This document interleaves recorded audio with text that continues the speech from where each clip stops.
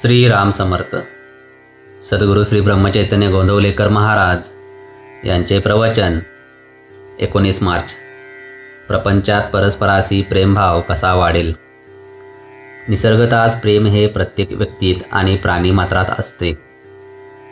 हार काय, प्रेमाशिवाय मनुष्य प्राणी जिवंत राहू शकणार नाही. प्रेमाने सर्व जग वश करून घेता येते. प्रेम ठेवण्यात पैसा खर्च होत नाही, कष्ट नाहीत. परंतु प्रत्येकाचा अनुभव पाहावा तर प्रेम करणे तितकेसे सोपे आहे असे दिसत नाही. याचे कारण प्रत्येक व्यक्तीचा स्वभाव निराळा, आवड निराळी आणि दैवयोगाने आलेले ऋणानुबंध निरनिराळे असतात. आपल्या विचाराचे लोक असतील त्यांच्यावर स्वाभाविकच प्रेम जडते. विरुद्ध असतील त्यांच्याबद्दल प्रेम वाटत नाही. किंबहुना द्वेषही उत्पन्न होतो. द्वेष उत्पन्न का होतो तर आपला आणि दुसऱ्याचा विचार आणि आवड जमत नाही म्हणून.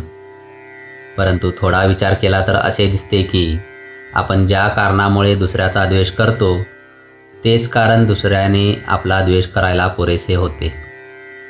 उदाहरणार्थ, एखादी गोष्ट आपल्याला न आवडली आणि तीच दुसऱ्याला आवडली तर मला न आवडलेली गोष्ट दुसऱ्याला आवडल्यामुळे दुसऱ्याचा द्वेष करायला मला तेवढे कारण पुरेसे होते.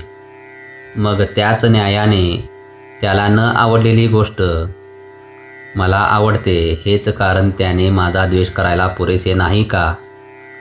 व्यक्ती तितक्या प्रकृती अशी म्हण आहे.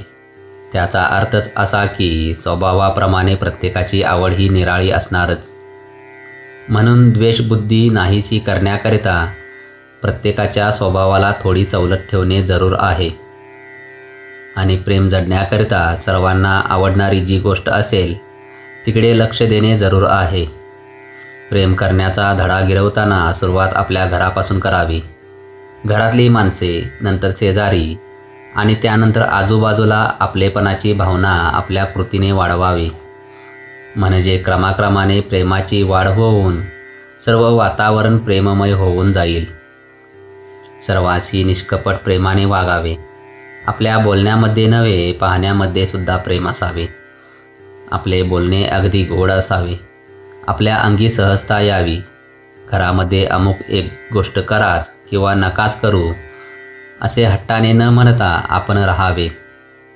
जसे घडेल तसे घडू द्यावे. देह असा प्रारब्धावर टाकणे मला फार आवडते.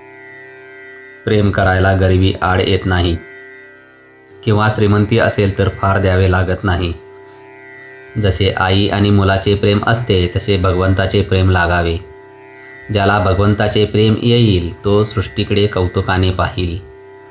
भगवंताचे प्रेम हे कोणत्याही साधनाचा प्राण आहे. ते मागण्यासाठी रोज भगवंताची प्रार्थना करावी आणि त्याच्या अनुसंधानात राहण्याचा प्रयत्न ठेवावा. जय जय रघुवीर समर्थ. आजचे बोधवाक्य. घरामध्ये काय किंवा बाहेर काय, प्रेमाचा धाक असावा, भीतीचा असू नये. श्रीराम समर्थ.